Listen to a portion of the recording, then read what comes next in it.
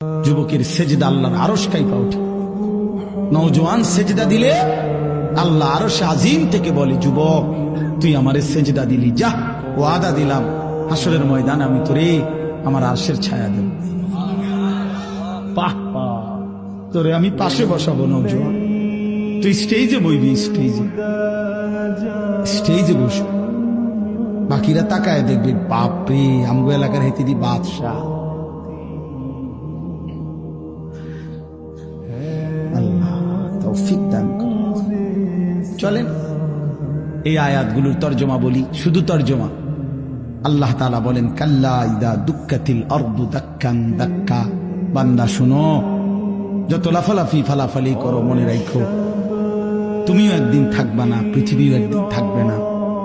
এই গোটা জমিন আমি আল্লাহ তাআলা চূর্ণ বিচূর্ণ করে ফেলব, সব শেষ করে ফেলব। আসমান জমিন চন্দ্র সূর্য সব শেষ করে ফেলব। হাসরের মাঠ কায়েম হবে।